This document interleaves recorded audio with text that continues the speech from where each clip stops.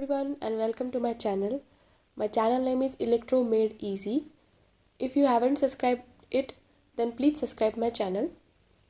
Today we are going to discuss an important topic from electrotherapy which comes for 3 marks in university examination. Its name is Ohm's Law. तो जब हम Ohm's law के बारे में बात करते हैं तो ओहम्स लॉ क्या है ये समझना बहुत ज़रूरी है। ओहम्स लॉ एक कांस्टेंट रिलेशनशिप है magnitude of current, applied EMF and resistance के बीच। तो जो ये 3 पार्ट्स हैं जो कि magnitude of current, applied EMF and resistance, इन तीनों के बीच के रिलेशंस को हम ओहम्स लॉ कहते हैं। Ohm's law is an constant relationship between the magnitude of current, applied EMF and the resistance. तो अब हम ये समझते हैं कि ये ओहम्स लॉ कहता क्या है। ओहम्स लॉ ये कहता है कि मैग्नीट्यूड ऑफ करंट जो है वो डायरेक्टली प्रोपोर्शनल है हम जो ईएमएफ अप्लाई कर रहे हैं उससे, और magnitude of current inversely proportional है हमारे रेजिस्टेंस से।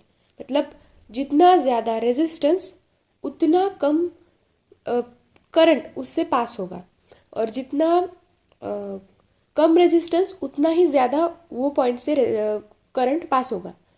तो अगर हम ओहम्स लॉ के फॉर्मूला के बारे में बात करें तो वो है I is equals to E/R।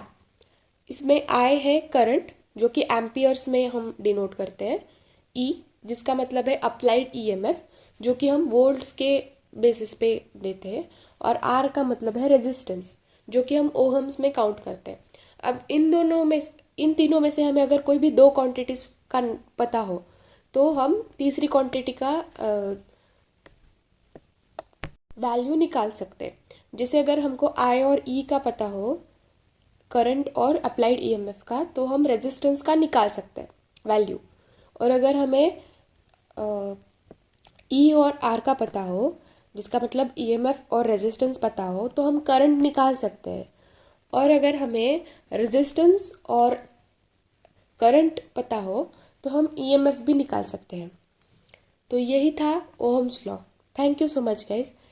If you haven't subscribe to my channel please subscribe to my channel, और प्लीज़ आप वो सब्सक्राइब करने के बाद बाजू वाले बेल आइकन को दबा दीजिए ताकि आपको मेरे चैनल के वीडियोस के रेगुलर अपडेट्स मिलेंगे। और इलेक्ट्रो मेड ईजी एक बहुत ही ईजी वे है इलेक्ट्रो को सीखने का, जिसमें कि मैं 3 मार्क्स, 7 मार्क्स और 15 मार्क्स के अकॉर्डिंगली क्वेश्चंस डालने वाली हूँ for preparation of the university exam.